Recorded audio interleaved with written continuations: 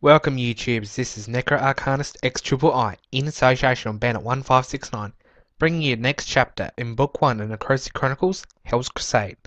If you have not yet watched chapters 1 through 14, do so now to avoid spoilers.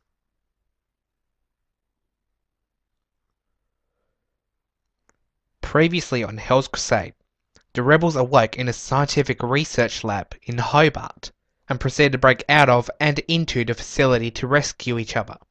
Adele is nowhere to be found, but after John meets up with a coven of witches known as the Lords of Salem, he determines that Adele is captive in the Young Women's Academy of Silent Hill, which is currently part of a floating island complex. Meanwhile, Jack, who was killed by the robot Atlas, has been revived with a new cyborg body, with which he plans to help Mikey find a way to reach the colossal floating island, as John prepares to return home with the news of Adele's location. This is Hell's Crusade, Chapter 15, Sibling Rivalry.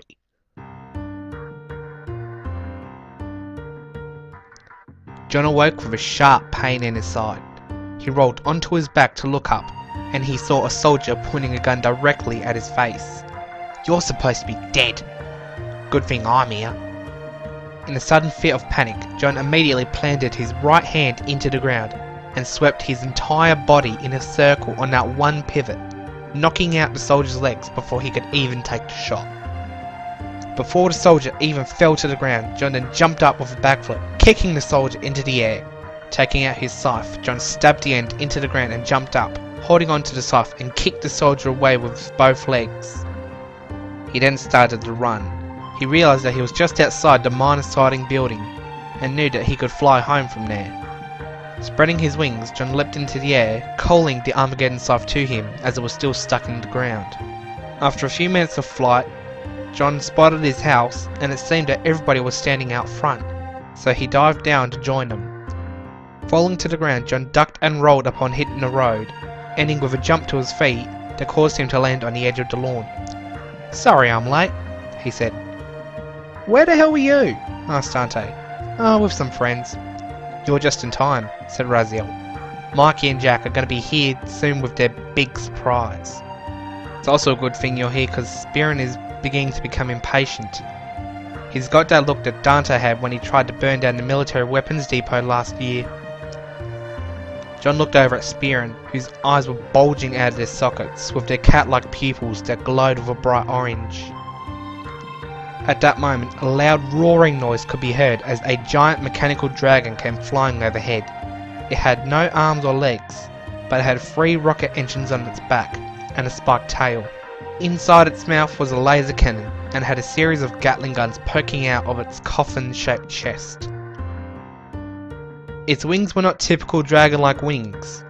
Instead, they were giant crescent-shaped objects with Tesla coils along the inner side that connected the wings to the main body via streams of electrically charged plasma.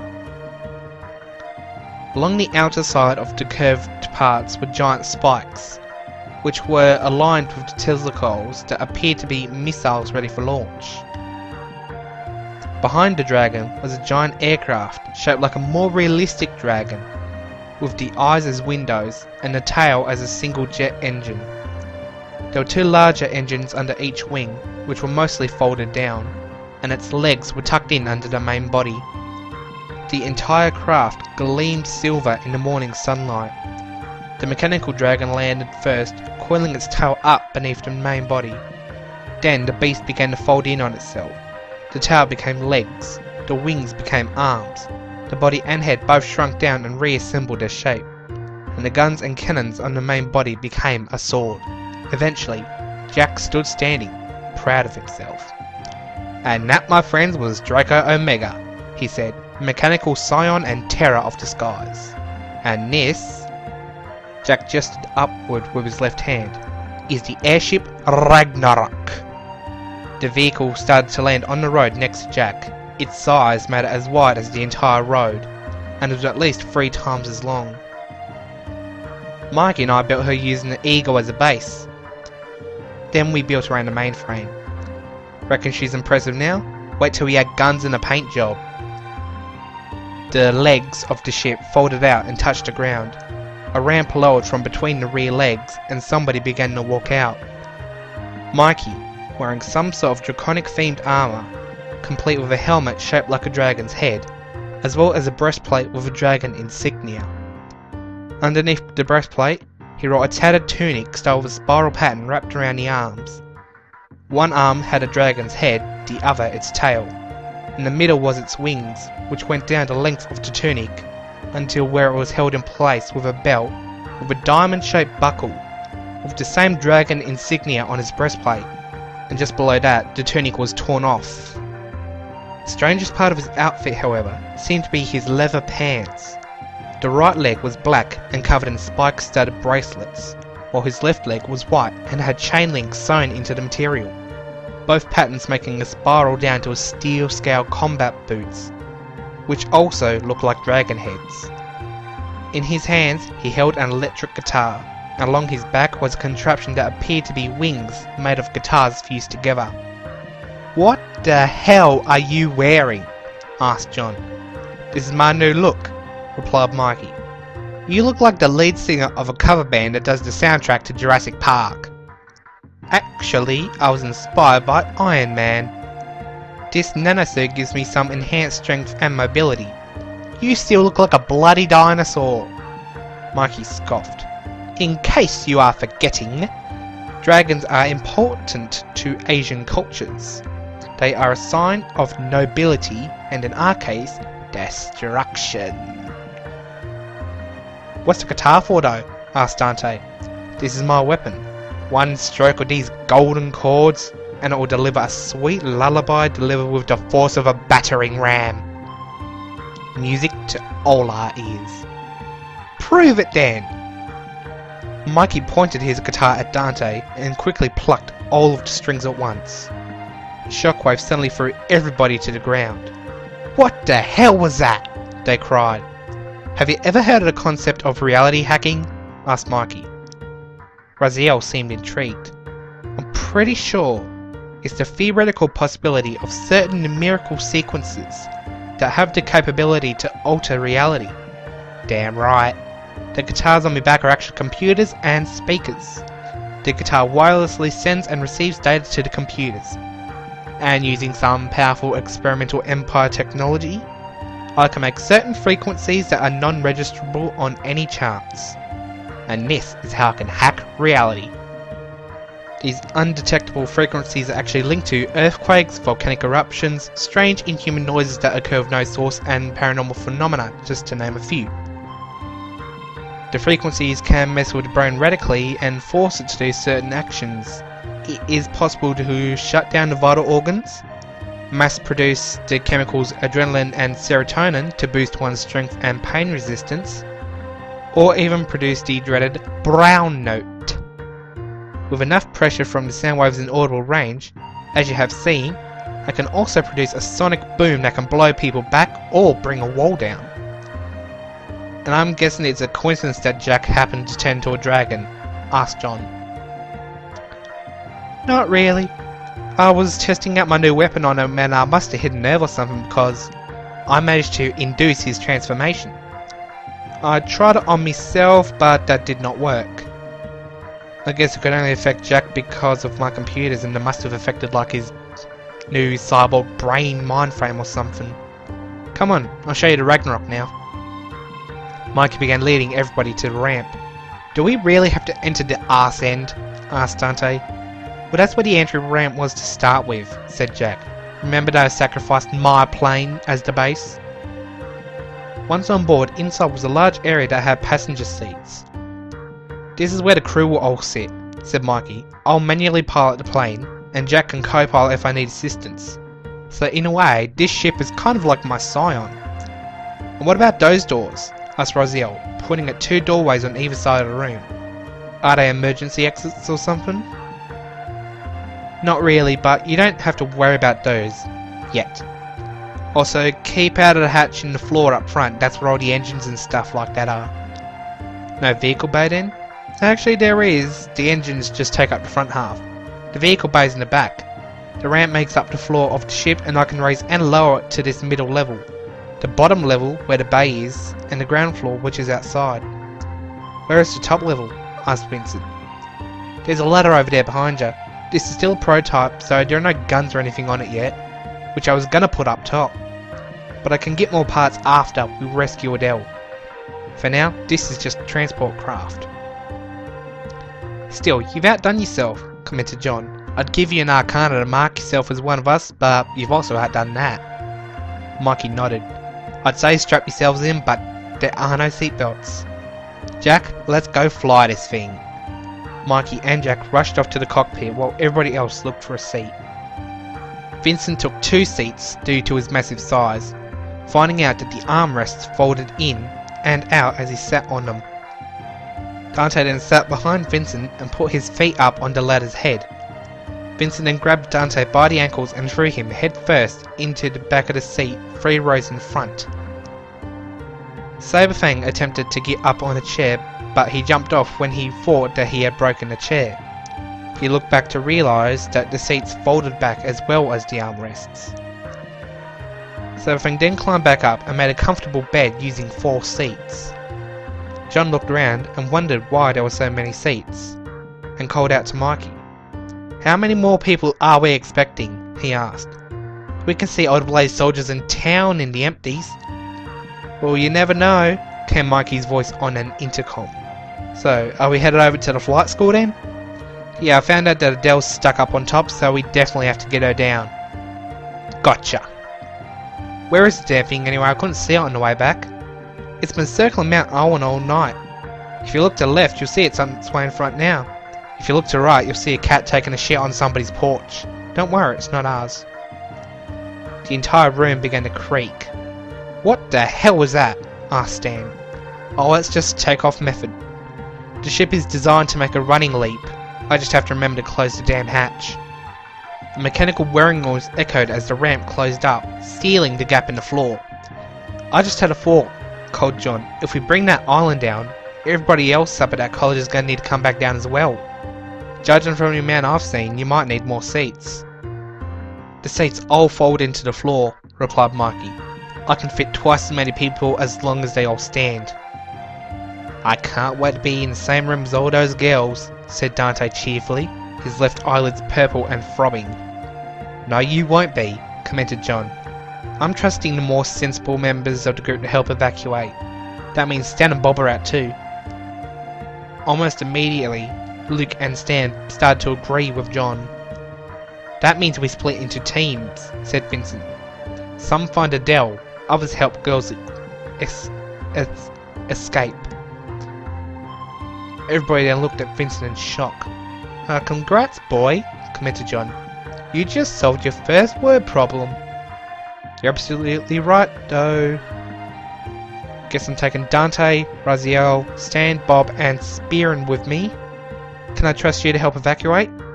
Yeah, besides, if girls trip and hurt themselves, I can carry many to plane at a time. That's good thinking, said Raziel. Looks like you're smart after all. Vincent gave a moronic grin in response. If they do hurt themselves, said Dante, Brian can set up a triage station or whatever. I notice he's got a little purse full of flowers there. They're medicinal herbs, said Brian. And it's a satchel. Settle down, said John. You can kick his ass later. Anyway, Jack and Mikey need to maintain the Ragnarok, so they'll be busy. Fang, if something causes this place to fall, such as if it has like a self-destruct mechanism or whatever, I think you could use your magic to make a pillar to support it while the evacuation goes on. Also, he might be able to offer some of the girls a ride. I could make a pillar, said Brian, but, well, yeah, I know, you're gonna have to tear up the earth to do that. But Fang can summon ice out of midair and shatter it when we don't need it anymore. The ship started to shake again. Everybody watch out, called Jack. She's gonna run for it. The ship shook more violently as the legs began to propel it forward. With one massive leap, Ragnarok went sailing into the air. Whoa, commented Dante. Once it's airborne, it's quite smooth sailing, eh? Yeah, she's pretty fast, said Jack. We're already quarter way there. John suddenly heard Raziel moaning and turned to see him scratching at his chest. What's up, boy? He asked. I've got this funny feeling. replied Raziel. My lung hurts. John tried to hide his sudden shock. Well, it's either heartburn or you're just not used to the high altitude. Remember, even with your superhuman abilities, your muscles are still pretty weak. The low pressure in the air is going to have that effect on you. I got it when I was flying around in the war. You're probably right there. John turned to the window and watched the floating island come closer. I pray to God I'm not, he thought. Mikey's voice came out on the intercom again. Looks like we've got a bit of a forest around this place. Might be able to land a ship in a clearing around it. As the Ragnarok circled the island in search for a landing spot, Stan pointed something out. Look there, he called. There's Adele. Bring the ship down there. Raziel suddenly suffered an onslaught of pain and fell out of his seat. John then sat him up until he came around. Are you right, boy? He asked. It burns again, he muttered. John ran over to the window he was staring out of and ripped it out of the wall. He then shoved himself through the narrow gap and closed the window behind him. Crawling around to the outside of the ship, John launched himself to the ground of the island. Landing with enough force to crack the rocky outcrop he landed on, John rushed to Adele as the rock began to fall away. Badly injured and wearing a shredded school costume, Adele scrambled to get back up, but she fell down again, turning to see a large group of girls chasing her down, armed with weapons. John knelt down beside her. I'm here for you, girl, he said. Where's your glaive and your headband? Dave got it, sneered Adele, pointing at the mob. John helped Adele up and handed her the Armageddon staff to use as a crutch. Silly bitch, said the girl leading the mob, who had short dyed pink hair. Still dependent on male masters. You should be grateful that we freed you from their slave shackle and their slave's crown. The girl held up the bracelet and headband. Adele looked up at John, who nodded down at her. Adele then glared down upon the mob, barely clinging onto the scythe. When so deceived by their masters, she muttered, slaves do not see their own chains. Instead, they foolishly imagine them on everybody else. What the hell are you talking about? Adele sighed. You know what I'm talking about. Adele suddenly spread her torn wings as far as they would go, sending broken feathers flying everywhere. You know what I am, and still you persecute me like one of your own, a common skank. Compared to you peasant girls who spend their impoverished lives whoring themselves away, I am a noble princess, maybe even a goddess. You are all subservient to me because I am the next step in the evolution of humanity. With a sudden burst of energy, Adele swung her free hand through the air in a flash of light. Her headband, with the veil down, and her bracer, with the glaive attached, seemingly teleported back into her possession. Her wings were in pristine condition, and she was wearing her normal dress, without a single scratch on her body. She handed John back his scythe and prepared to fight the crowd.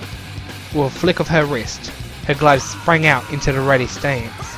Then she raised her right arm into the air, and with another flash, the sacred hymn appeared in her hand. A trail of glittery dust appeared as it moved. John was impressed and shocked.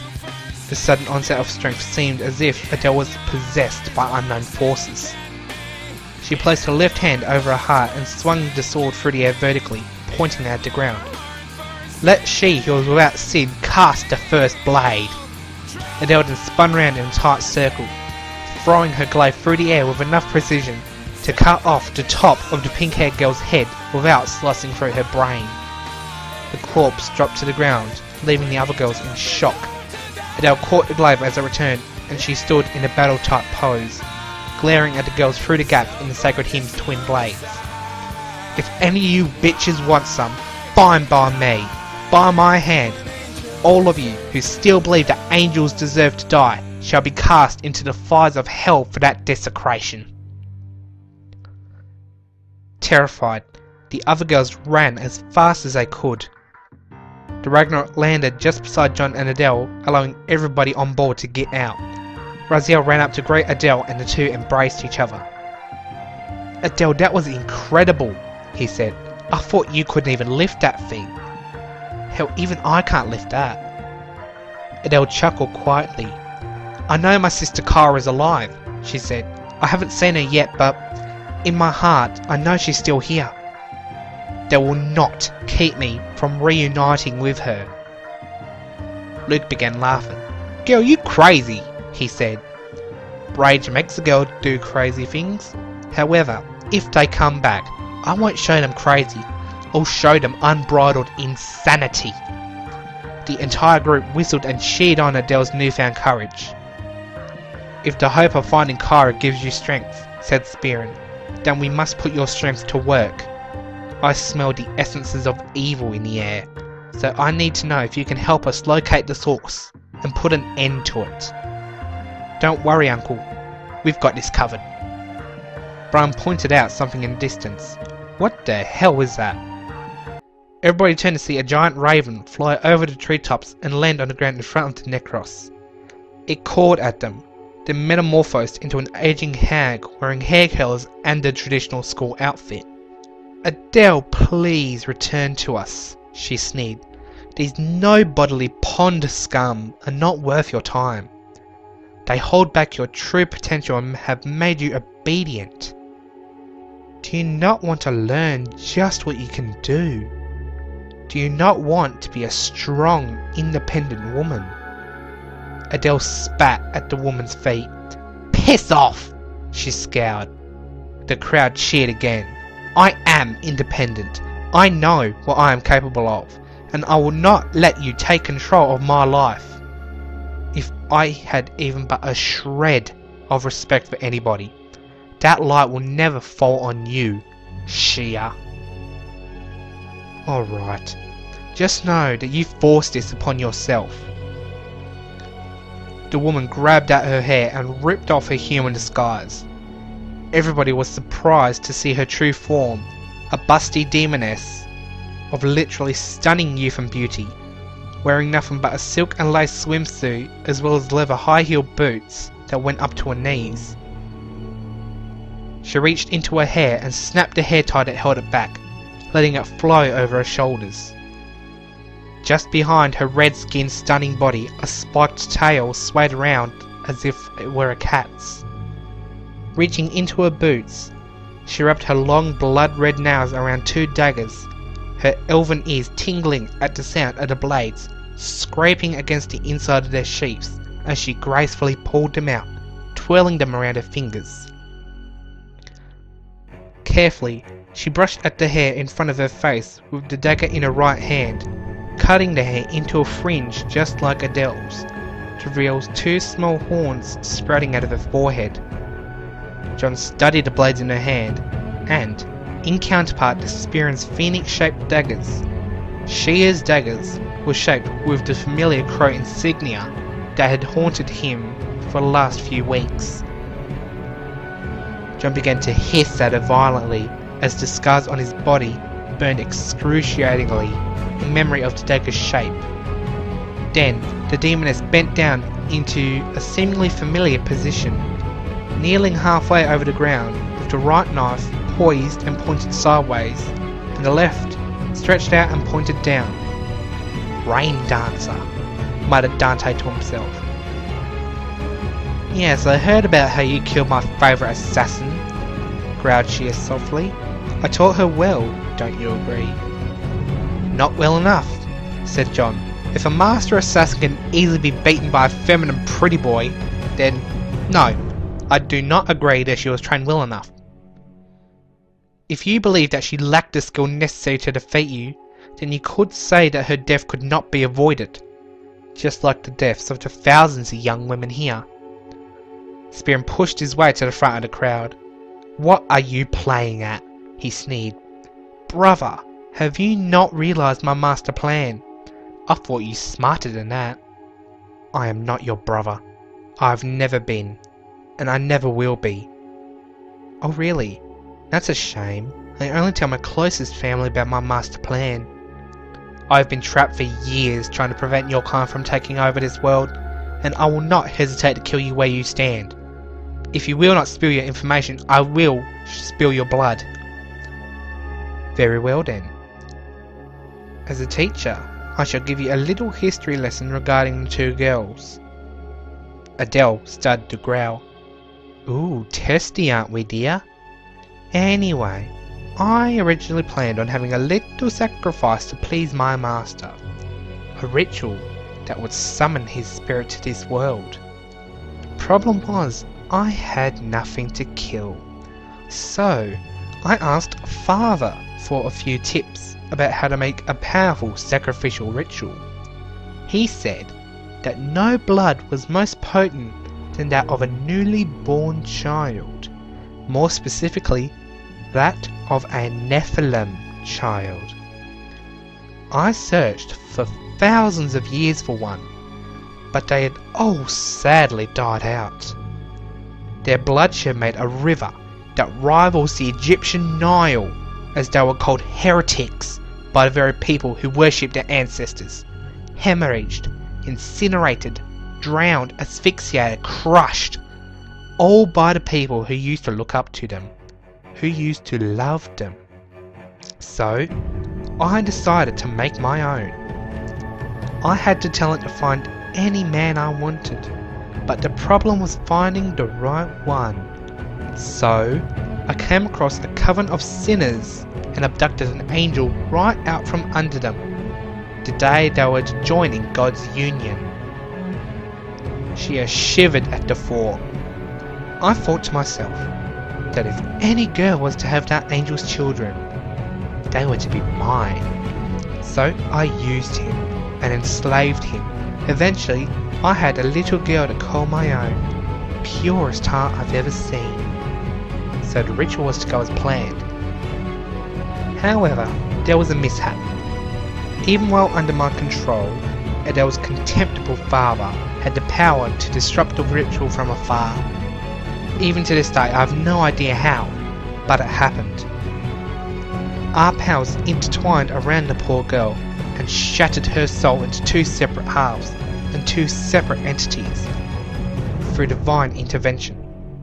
I would say that Kyra was a virgin birth, but then again, I am the original whore of Babylon.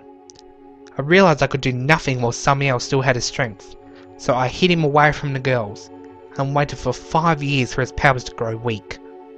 By that point, the girls were ready for the ritual to take place. I wished I could have kept one of them. I only needed the blood of one, but they had half a soul each. So it had to be all or nothing. Sadly, the bastard angel had tricked me. He broke free of his chains and took the girls with him. I had to stop him, so I killed him in cold blood. Then the Arcanist intervened, hired by the angel's bitch to find him. I tried to beat him, but in his youth I was barely a match. So, I tried to take the girls away before he had a chance. Sadly, I could only grab Kyra as she stumbled out of the bushes, wanting to see what was going on. I had no choice but to leave Adele, otherwise I would have been killed. What else could I do? I magically erased Kyra's memory of the event, and I waited another few years, all the while scheming.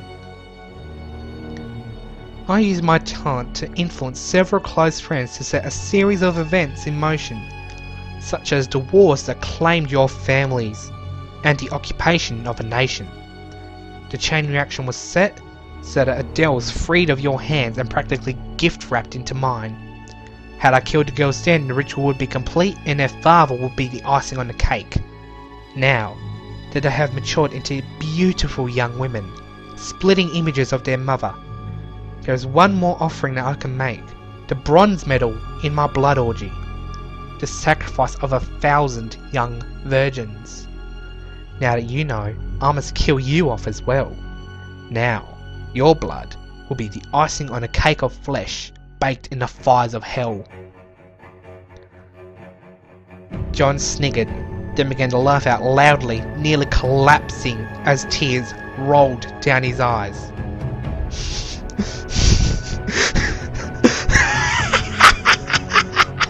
You could not defeat me one-on-one when I was just over half my age. What makes you think you could beat me now that I'm older and more experienced? Not to mention, I'm surrounded by a group of warriors who have hardly known defeat. You're a has-been, little granny. Face it. Whatever tricks you think you have with your demon blood, seductive attitude and live agility, we will have the power to bring you down. You should have seen me in my younger days, taunted Shia. Whenever I hit the town, Mary Magdalene was left alone. Who wanted a plain piece when the men wanted something a bit spicier? John began laughing again. Whatever feminine qualities you think you have, my son can beat you. He's 4 times smarter, 3 times stronger, twice as sassy and half the weight. So to wrap up, that's an insult. Way to take my side for once, commented Dante. Shut up, dumbass. I had to ruin it. Shia just sneered. She turned around and started walking towards the school. If you men really think you have the ability to grow a pair as big as mine, I'll be waiting for you. As Shia entered the school, Spearman began to run after her in a rage. Suddenly, she snapped her fingers, and the entire school exploded, bursting into a raging inferno with older students inside, and she disappeared into the flames. Everybody raced after Spearman to survey the damage. John turned around and began to shout orders. Vincent, put out the flames. The rest of us, we have to save as many of those girls as we can. Vincent summoned wave after wave of water to clear the entrance, and Spearman raced ahead of everybody, yelling, I'm going after Shia. I cannot let her walk this earth any longer. Before he disappeared into the firestorm. Vincent summoned Leviathan to take out the flames in no time at all. Leviathan disappeared and Vincent reappeared, but the still smouldering flames randomly began to burst back into life as the others were still evacuating the students. The fire surrounding the entrance reignited, but Saberfang used his magic to freeze the flame into solid crystal before kicking it over, shattering it into 1,000,000 pieces. Out of all the thousands of girls that were inside the school at the time of the explosion, so far the Necros had only saved 22. Much to Adele's dismay, Kyra is not among them. But then she noticed a strange coincidence. Those girls are the only ones who didn't try to kill me, she said. I did say the evil ones would burn. I hope I didn't jinx them. That doesn't matter now, said Raziel. We have to find Shia and Spearman. I bet the old bitch knows something. At that moment, the island began to shudder and collapse. Dante tried to run over to the surviving girls, but John snatched Dante's katana and pinned his foot to the ground. Calmly walking over in Dante's place, hearing cries of, What just happened? I cannot believe that everyone's dead. Why did Matron forsake us? They all turned to see John. Listen, girls, he said. Everything she has told you is a lie. John then pointed out the Ragnarok. If you value your lives, get on that aircraft. It'll take you to safety. The group nodded and ran as fast as they could for the Ragnarok, escorted by Mikey and Jack. As the island continued to crumble, Saberfang ran out of the building with another, far younger and partially conscious girl clinging to his back, making a total of 23 saved. A river of nothingness grew between the wolf and the dragon, so the former had no choice but to jump. Soaring with canine grace, Saberfang landed safely on the other side. However, the rocks gave way and Saberfang and the girl plummeted down. John, Raziel, Adele and Brian all dived down to catch them. However, having their wings open, the fall was slowed down by the drag and the two below were falling too fast for them to catch. Suddenly, a mass of white mist rose out of the air, catching the girl and taking her up to the Ragnarok. Was that your doing? Asked John to Raziel. No, it wasn't, came the reply. Saberfang was still falling, but then he curled up into a ball and began to breathe frost around himself. Using his magic, Saberfang created a pair of wings, shaped like icicles with snowflake-shaped webbings between them. And he began to glide upward. He caught up to the four above, and they all flew back to the no longer solid ground in time to see the Ragnarok leaving with the girls aboard. Then, they turned back to the burning building. Stan was trying to drag another girl who'd been knocked unconscious out of the building. Luke saw that Stan did not notice that part of the roof was collapsing over him.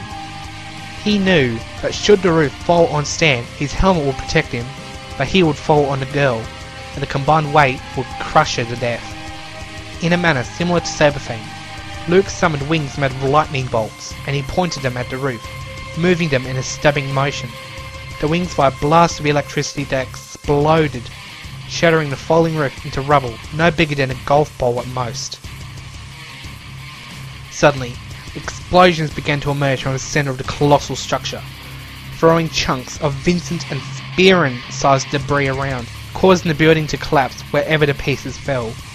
John then called out to Luke, "Bob, how many of us are still inside?" "I don't know." "Stan, who's inside?"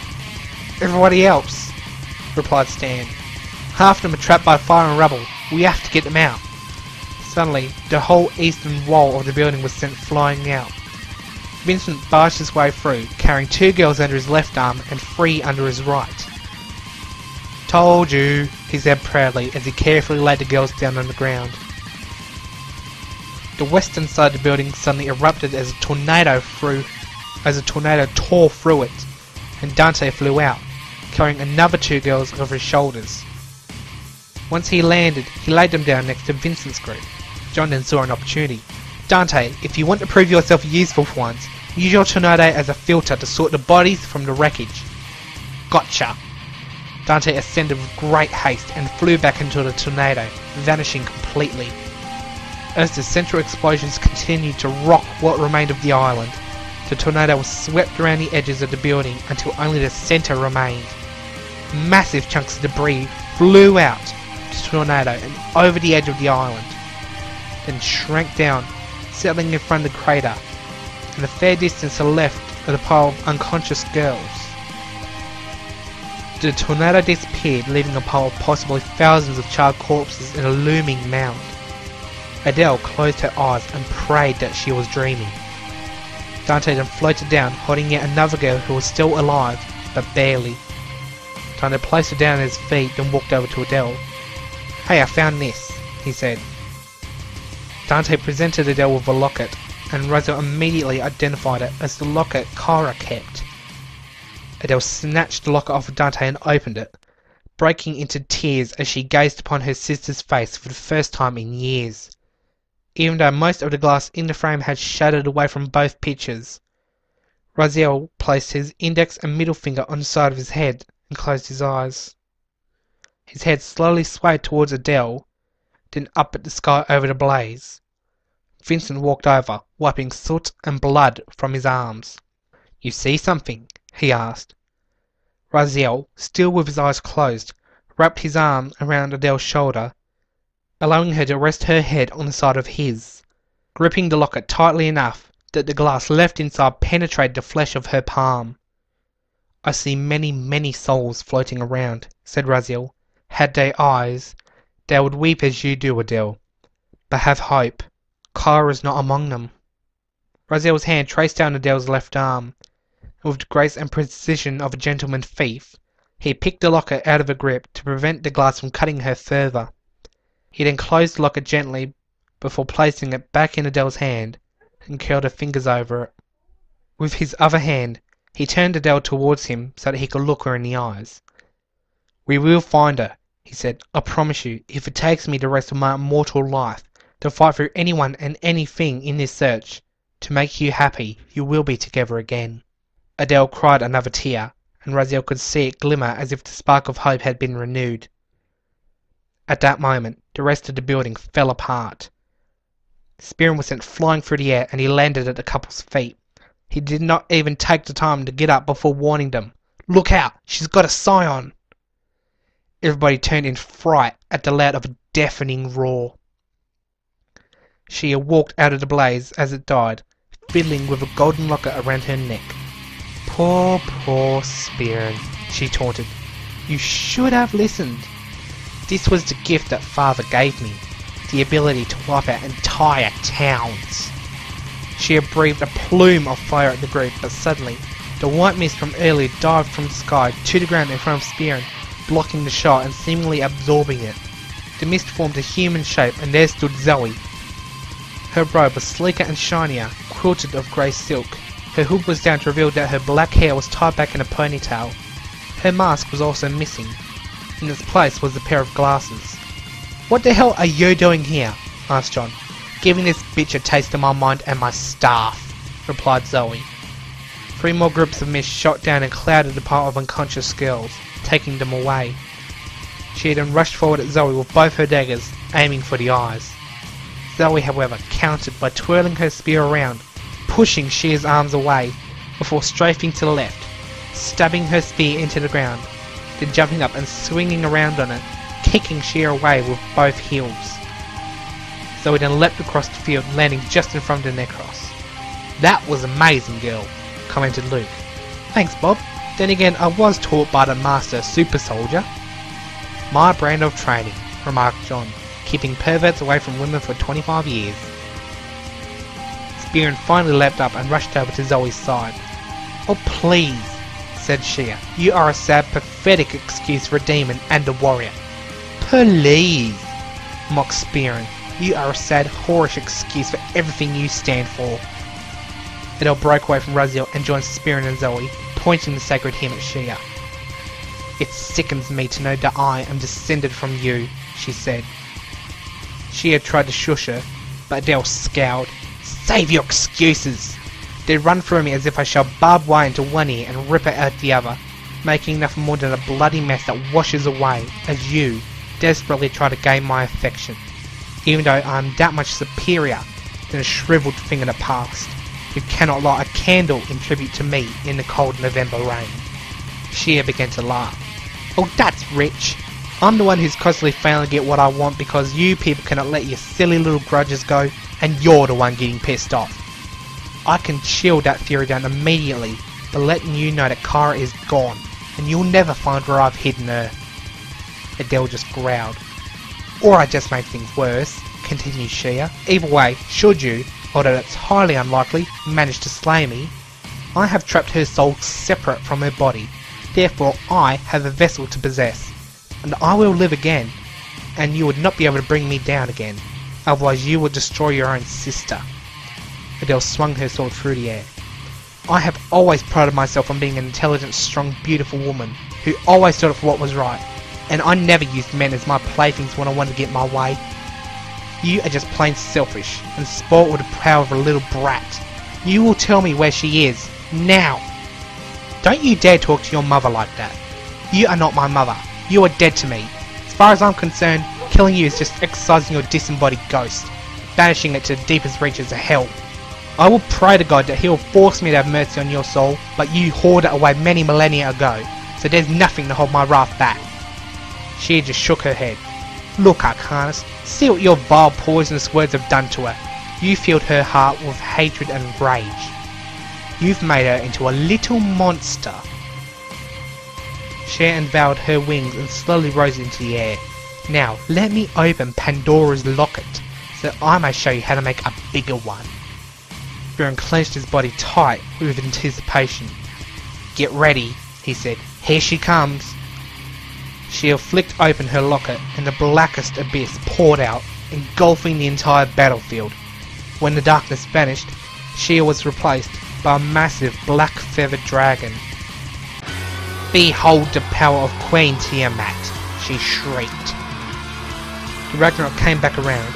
Mikey, Jack, Chloe, Sarah and Brooklyn were all aboard. "Fire!" shouted the two men. An array of cannon turrets sitting on the roof of the ship all turned towards Tiamat and opened fire, blasting away her feathers by the quilt load. A volley of white mist shot out of the ship and landed near Zoe, turning into Brooklyn. She was wearing a dress similar to Zoe's, but she was wearing her blindfold, and urged Zoe to put on her mask. John knew that if the witches were going to join in, he had to equip them properly. Rushing forward and reaching out with his scythe, he touched the two with the blunt edges of the two blades.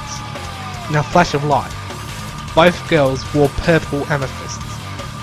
Zoe's masquerade mask was made entirely out of purple amethyst that glittered in the light, while Brooklyn had a series of earring-style pendants hanging from the bottom of her blindfold, cloudy and dark. Jack then appeared on stage, gliding through the air on jetpacks that had folded out from his back. His shoulders opened up to reveal a small missile launcher on the right and a machine gun on the left. Everybody assumed battle stances as they mentally prepared themselves to fight. At the given order, everybody rushed into the fight. The Scions Odeon, Hecate, Leviathan and Draco Omega all made their appearances, using every power in their arsenal to assault the Dragoness, but to little effect. "Is there a way to beat her, Spearin?" shouted Luke. Despite being raised in the burning hells, replied the demon. She is not fond of fire. In fact, all those feathers should burn easily. Then why the hell did she walk into fire? Why the hell did she use fire? That locket must be a charm to protect her. We need a way to remove it. Luke called out, "Everyone, someone has to get in close to get that necklace off her. 1, 2, 3, not it!" Everybody except for Dante placed their forefinger on their nose. Leviathan and Draco both used their wings instead, but they were still too fast for Dante. Ah shit! Dante vanished into a puff of smoke and appeared on top of Tiamat's head. The dragon stopped attacking the Necros in general and began trying to swat Dante off while snapping and breathing fire. Dante landed on her right shoulder and tried to cut through the chain holding the pendant around Tiamat's neck, but the metal was too strong. Realizing how impossible it was, he instead jumped down and prepared to cut the dragon to ribbons instead. He stabbed his katana into Tiamat's breast and sliced downwards, splitting it all the way down to the bottom of her hip, before being swatted off by her claws. The dragon roared as her blood poured out, igniting as it came into contact with the air and setting her on fire. She then tried to claw at Brooklyn and Zoe, but they jumped into the air. With long strands of mist emerging from their backs, they flew dead into Tiamat's eyes, slashing around inside with their spears before jumping out, barely avoiding falling through the collapsing rock when they landed. Tiamat then began to cast a spell. Dozens of large meteors, all raging with intense fires, came hurtling down through the skies, slamming into the island and destroying what remained of it.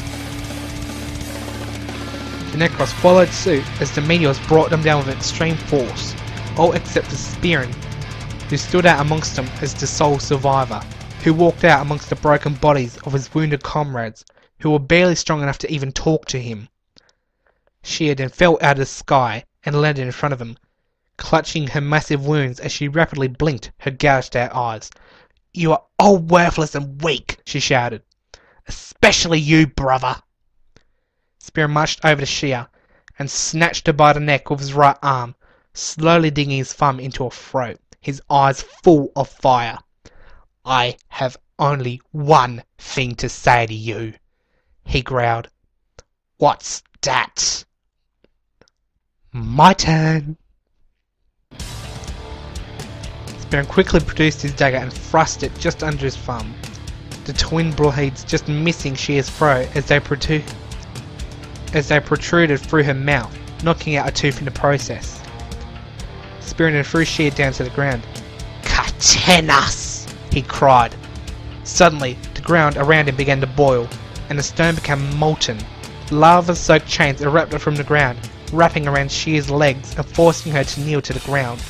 Then, more chains shot out, wrapping around her arms and pulling her body backward, so that her spine was contorted in a painful arch. "What are you doing?" she screamed, gagging on the dagger as Spear flew up above her, eyes pointed down like an angel of vengeance. "I will ensure that you are no threat to humanity ever again. I will not just rend and tear your flesh, making you scream like the bitch that you are. Oh no, I will tear out your soul and send it to the abyssal never." Spear somersaulted in midair, and he dived right into a patch of still liquid ground, disappearing. The ground began to shake. Magma began to ooze out of the ground slowly, but it quickly accelerated, growing from a puddle to the size of a house in seconds. A figure then began to rise out of the molten rock, a living beast comprised of the volcanic substance. In one hand, he held a pentagram shield. In the other hand was missing. It was instead replaced by a giant metal cleaver. His lower jaw was of sharp metal, hiding a row of shark's teeth that flowed around inside his mouth like a spiraling chainsaw. Upon the beast's head sat a crown of blades with a large ruby set inside.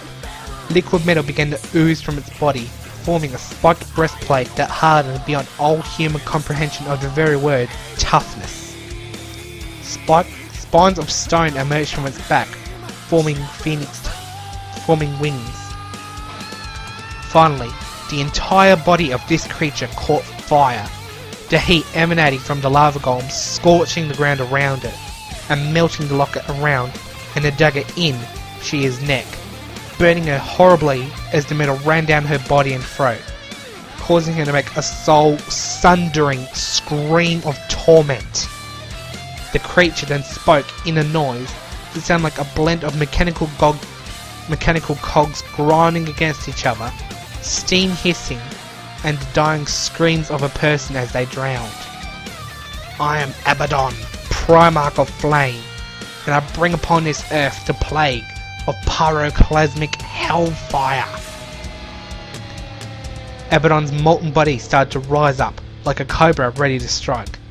Then he struck the ground with his cleaver, causing the ground underneath Shia to explode in a geyser of molten lava, causing even more burning. The lava pillar shot into the sky, where it disappeared into the pre-noon sun, raining small droplets of lava that melted through Shia's skin and flesh. Suddenly, it seemed as though the sun itself began to expand in the sky, growing to the point where one could see the texture of the radioactive plasma.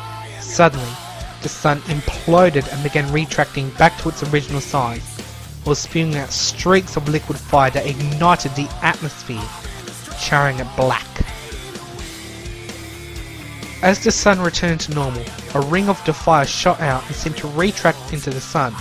However, it was actually a moon-sized solar flare made up of the sun's plasma, rocketing at the speed of light towards the Earth.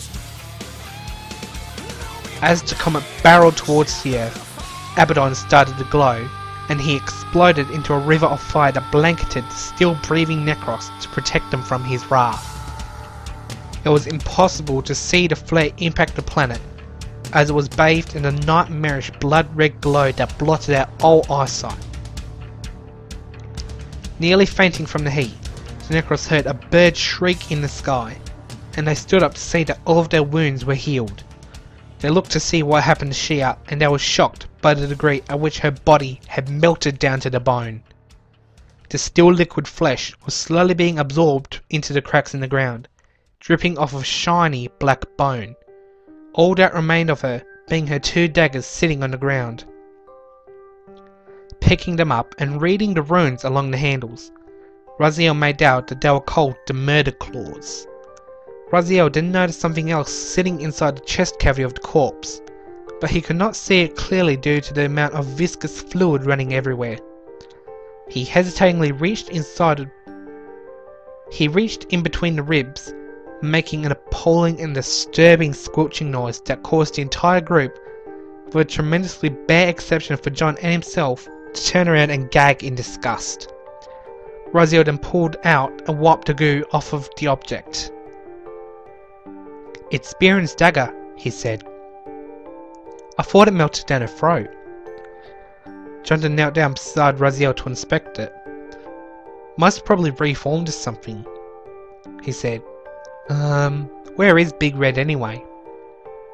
Everybody looked around, but there was no sign of a 9-foot demon anywhere. The blaze started to glow and burn Raziel's hand, compelling him to drop it.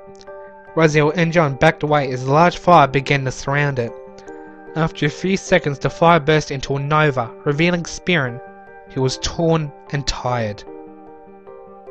"Where the hell did you go?" asked Dante. "Funny you should mention that," replied the demon, "seeing as if I just killed her, her soul will go running off, possess Kyra, and she'll be back. However, I managed to capture her soul, don't ask how, it's a demon thing, and stashed it in a dimension only accessible from the very bottom of hell, called the Abyssal Nether. Here, the most powerful of demons are jailed up because their existence, even in hell, is a travesty. The point of the Abyss is that it is an alternate dimension where the universe died out but will continue to grow for eternity. In this universe, everything stored inside is set to degrade and dissipate away, until there is no trace of it ever existing, even in memory. It is so dangerous that Lucifer himself would think 200 and thrice before jumping in to rescue his daughter. The only reason I got out alive is because every day in hell, a sacrificial demon drives a caravan that carries everything that is to be thrown into the abyss. The fear of the prisoner's taint is so vast that the entire caravan is thrown in instead of using the same one over and over again. I managed to sneak the little bitch's soul onto the caravan just before it got dumped. Then why the hell are you so beaten up if you just sneaked her on board? Asked Stan. Because the power of the abyss is so great that you begin to disintegrate long before you even enter it. It tore a few holes in my skin, among other things, but otherwise I'll be fine. John began to walk away. Where are you going? Asked Adele. I'm going to get you an early birthday present, replied John sarcastically. You mean? You can come and look if you want, but I'm buggered about knowing where to start looking. Please wait. We're all too exhausted to keep this up like you can. Let's just go home for now and we'll look for Kara tomorrow. If she's not coming back for it, then there isn't really any rush. John sighed and gave in. Mikey then rounded everybody up and prepared them to fly home in the Ragnarok. And that was chapter 15. A hectic chapter this was. Need to stop talking like Yoda I do, Jokes aside, we've learned a lot about Adele, her sister Kyra, and the truth behind their origins. Mikey has decked himself out as a dragon warrior, with his own personal airship to boot, and Jack and Spearin have called out their own scions, the latter using his to annihilate his evil sister Shia, saving only a handful of the innocent girls that attended her school in the process. Speaking of which, let's talk about him. Abaddon is a powerful entity from, I can't actually remember which mythology, but I think it's Judaism. But he's very powerful. He's sometimes regarded as a fallen angel or a powerful demon lord, depending on the source. And I think he has something to do with the end of the world or something like that. I've got a book that's got him in it, but I can't find it. Anyway, his design is of no particular influence, but I am going to say that in typical fantasy fare, fire-based summon entities tend to look like Spearin actually, so I decided to try something a little more original. Now, if you go back several chapters, you'll remember that I mentioned the game Brutal Legend as several references for future chapters. I was talking about this one in particular. Shia's weapons of choice, the murder claws, are a direct reference to the character of Ophelia from the game Brutal Legend, as she wields a pair of daggers in the shape of dying crows with the Ankh tattoo around them. The image itself is associated with Ophelia in the game's lore, but I won't spoil why if you haven't played it. I thoroughly recommend the game though. It's the only reason why I would listen to bands such as Judas Priest and Cradle of Filth. And just some extra trivia, I gave them the name Murder Claws because it directly references, crows, and a group of crows is called a murder. The line where she dares the boys to fight her when they grow a pair the size of hers, it's also a Brutal Legend, as well as the quote, "You made her into a little monster, I'll show you how to make a big one." I think that's all to say about this chapter. Although, I just remembered Jack Scion, Draco Omega, based off of Bahamut Fury from Crisis Core Final Fantasy VII, another great game. I'll mention that some other time. So, now it's time for the music credits. During the introduction, the song Blue Fields from Final Fantasy VIII plays. Haven't used this song in a while, so I thought I'd bring it up again. When John comes to Adele's aid on the floating island, System of a Down's Chop Suey plays, because Adele's line in this scene, the part where she threatens to throw, quote, "all those who still believe that angels deserve to die," end quote, into the fires of hell, was inspired by the chorus of this song. When she introduces herself and gives her little monologue, The Red Woman, which is a song part of the Game of Thrones Season 6 soundtrack, plays because, well, she's a red devil, why not? When she blows up the school and begins sacrificing her students, the song Unholy by Cruel Deity plays.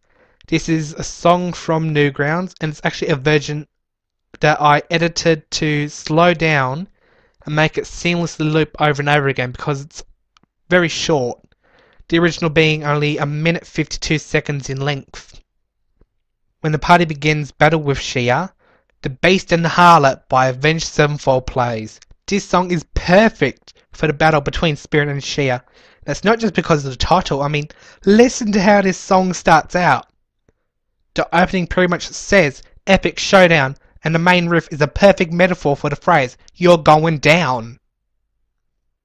When Spirit summons Abaddon, Spirit's official theme song, after very hard decision making, is not through the fire and flames as one would expect. It is not And Justice for All, as I actually mentioned in the chapter of the same name. It is by Avenged Sevenfold, Shepherd of Fire. Because, well, it actually does make a lot of sense. And during the ending, the piano version of Promise from Silent Hill 2 plays. No reason. Next time on Hell's Crusade, the rebels head out to search for Adele's twin sister Kyra. That's pretty much it. Where will their search take them? Find out next time. Before I go, I should mention I'm starting my own YouTube channel so I can do projects separate from Bandit1569. That way I don't clutter up his channel with my shit. I haven't finished uploading everything I already have just yet to my new channel, but the first few chapters of Hell's Crusade are on there, so if you want to see some Let's Plays, subscribe to my new channel, links in the description below, and leave a recommendation for what Let's Play you want to see first. Bandit1569 will still upload the Necrosis Chronicles to his channel as well, since these audiobooks are technically a collaborative project, but I can do solo Let's Plays of video games and upload them myself. I've got my hands on the full version of Bandicam, so I can do PC games, and I've bought a capture card on eBay so I can do console stuff too. I'll make a video blog about the capture card with Bandit1569 when it finally arrives in the mail. So anyways, I'm Necro Arcanist XIII in association with Bandit1569, signing off. Stay classy, YouTube.